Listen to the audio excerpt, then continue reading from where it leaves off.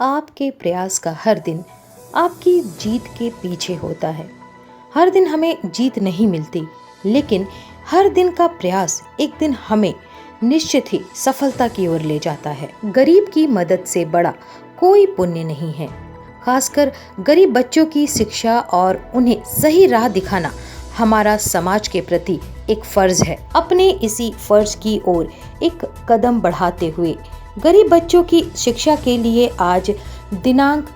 25 अक्टूबर सन 2020 रजमन बाजार लखनऊ कैंट के slum area में प्रदीप गुरुकुल का शुभारंभ विजयादशमी के शुभ अवसर पर श्री राम दुर्गा जनसेवा शोध एवं प्रकाशन संस्थान अयोध्या के कार्यकारी अध्यक्ष मही पांडे,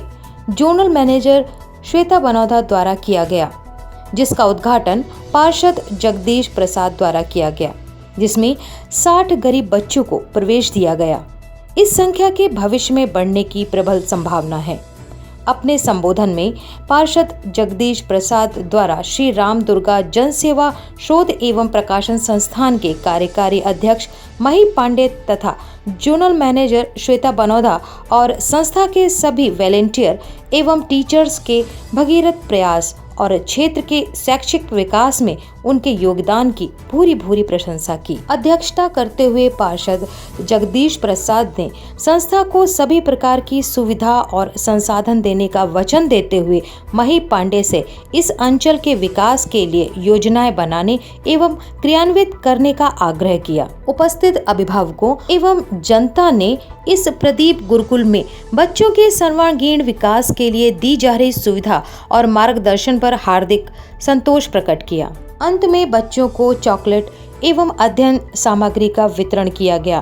कार्यक्रम का शुभारंभ बच्चों द्वारा की गई सरस्वती वंदना से हुआ। अंत में श्री राम दुर्गा जनसेवा शोध एवं प्रकाशन संस्थान अयोध्या के कार्यकारी अध्यक्ष तथा श्वेता बनौधा ने सबके प्रति धन्यवाद ज्ञापित करते हुए क्षेत्र के विकास में सतत योगदान का आश्वासन दिया। सबसे पहली चीज कि अयोध्या से चल के और लक्ष्मणपुरी लखनऊ तक आना बहुत कठिन है, बट उसके बाद वहाँ जब हमने कार्य करना शुरू किया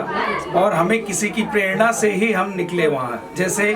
जिस संस्था की आप बात कर रहे हैं, आज जो विद्यालय यहाँ पे स्थापित किया गया है वो प्रदीप के नाम से है, जो इसके फाउंडर रहे और इसमें Atul Chand Banerjee vice chancellor of Awadh university और Jakarta university Indonesia Mishra ji थे उन्होंने, और संजीव भट्ट आईपीएस अहमदाबाद, ऐसे लोगों के मार्गदर्शन में रह करके मैं अयोध्या से लखनऊ तक आया। 17 को मैंने यहाँ पे जब रजमन बाजार में एक फंक्शन ऑर्गेनाइज किया और शिक्षा, गेम और म्यूजिक, इन सब के बारे में जब मैंने इन लोगों से चर्चाएं की और फंक्शन किया और लिटरेसी पर सर्वे कराया गया रजमन बाजार का, तो शिक्षा का स्तर बहुत निम्न रहा, जिसको देखते हुए मैंने रजमन बाजार में ही स्टार्टिंग करना शुरू किया प्रदीप गुरुकुल के नाम से। आज जब हम यहाँ पे इस फंक्शन को ऑर्गेनाइज कर रहे हैं तो उसमें मैक्सिमम रजमन बाजार के बच्चों का सहयोग रहा, उनके पेरेंट्स का सहयोग रहा, और 50 बच्चे ही नहीं मैक्सिमम बच्चे यहाँ पर पार्टिसिपेट करने आए, बट स्थल के अभाव के कारण जो है हम इसको विस्तृत नहीं कर सके। सबसे बड़ी चीज़ है, मेरा जो ध्येय है रजमन बाजार में वो फर्स्ट से लेकर के और हायर एजुकेशन तक, बट अभी जो है हम 12th तक और 8th तक कोशिश में है कि यहाँ रजमन बाजार में स्टार्ट हो जाए। जहाँ तक टीचर्स की बात आ रही है, आजकल हर घर की परिस्थितियाँ जो है बहुत अच्छी नहीं मानी जाएगी, और हम किसी को रखेंगे भी तो वो सैलरी बेस्ड पर इसलिए रखेंगे कि उसकी भी आवश्यकता पूरी हो और वो एक रोजगार क्रिएट हो सके, और दूसरी चीज कि जब उसको सैलरी और उसकी आवश्यकताओं को हम पूर्ति कर सकेंगे तभी वो हमारे बच्चों को और रजमन बाजार के बच्चों को अच्छी शिक्षा मुहैया करा सकेगी। और मैक्सिमम जो है महिला टीचरों को हम सपोर्ट करेंगे, क्योंकि महिला सशक्तिकरण ही हमारा ध्येय है। जहाँ तक आर्थिक स्थिति की बात है, उनको हम सपोर्ट, हमारी संस्था, ये स्कूल में जितने भी टीचर आएंगे वो संस्था और इंडस्ट्रियलिस्ट से हम कहीं न कहीं स्पॉन्सर कराएंगे और इन टीचरों को सैलरी बेस्ड पर रखेंगे। कुछ वॉलंटियर्स ऐसे हैं जो हमारे साथ निःशुल्क विदाउट सैलरी ज्वाइंट होना चाहते हैं, उनको हम उनके एडमिशन में या उनको प्रमोट करने के लिए गेम में, स्विमिंग में या कहीं भी एडमिशन कराएंगे। वो जो कि जब पार्ट टाइम उनका मेरे साथ में सहयोग रहेगा, जैसे संडे हुआ या किसी छुट्टी के दिन या कहीं सर्वे हुआ, तो उन वॉलंटियर्स को हम अपने साथ ज्वाइन करेंगे। उनका फायदा सिर्फ इसलिए कि वो एक तो समाज सेवा कर सकेंगे और समाज सेवा के साथ साथ उनकी जो मूलभूत आवश्यकताएं हैं, जैसे आजकल बीएड में एडमिशन लेने जाइए तो मिनिमम जो है 50,000 से ऊपर ही खर्चे आते हैं, या किसी संस्था में एडमिशन लेने जा रहे हैं तो वहाँ भी 20,000 25,000 लगता है। तो उसके जो एडमिशन की फीस होगी उसमें हमारी संस्था जितना सहयोग कर सकेगी हम करेंगे और उसी के अकॉर्डिंग हमारे वॉलंटियर्स बढ़ेंगे। अभी आपके लखनऊ के सरोजनी नगर में भी हमारा सर्वे शायद कुछ दिन के बाद स्टार्ट हो जाएगा। वहाँ पे मायावती जी ने 3,000 की कॉलोनी बनाई है, उसमें भी बहुत जल्दी हम ये चाहेंगे कि एक विद्यालय वहाँ स्थापित करें, वहाँ भी लोग काफी कोऑपरेट कर रहे हैं। जैसा कि हम रजमुल बाजार में ये इवेंट करवाया है, हमने इससे पहले भी 17 तारीख को इवेंट करवा चुके हैं, 17 सितंबर को। जो हमारे इवेंट का थीम यही था कि चाइल्ड्स एजुकेशन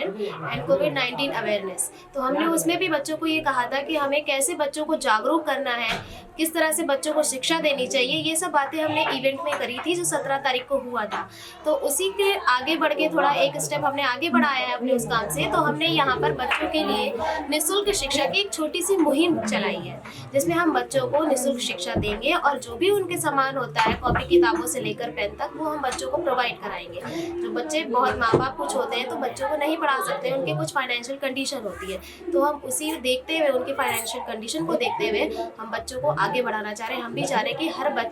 हर बच्चे को ये अधिकार मिलना चाहिए कि वो शिक्षा ग्रहण कर सके। अभी ये जो उद्घाटन हुआ है इसमें अधिकतर पेरेंट्स भी आए हैं और कम से कम नहीं तो ये 50 बच्चों ने यहाँ पे इसमें पार्टिसिपेट किया है और ऐसे भी बहुत से बच्चे निकल के आए हैं,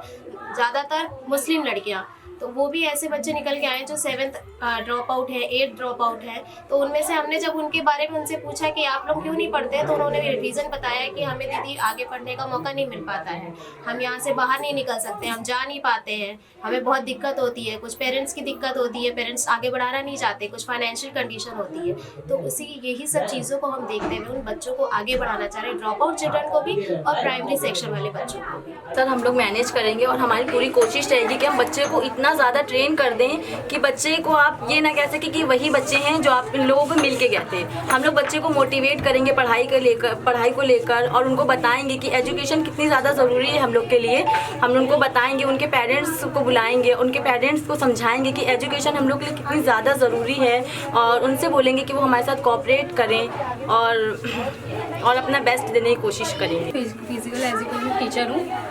तो मैं बच्चों को फुटबॉल है, हॉकी है, बैडमिंटन है, ये सब मैं खिलाना चाहती हूँ और मैं बहुत ही अच्छा खिलाऊंगी, बच्चे की आगे बढ़े इससे।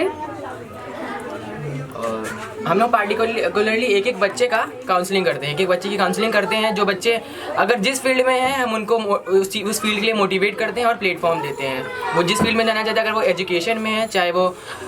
गेम्स में है, चाहे वो किसी तरह की एक्टिविटीज़ में, चाहे वो डांस हो, चाहे वो सिंगिंग हो, तो हम उसके लिए उसको मोटिवेट करते हैं, उसको प्लेटफॉर्म देते हैं।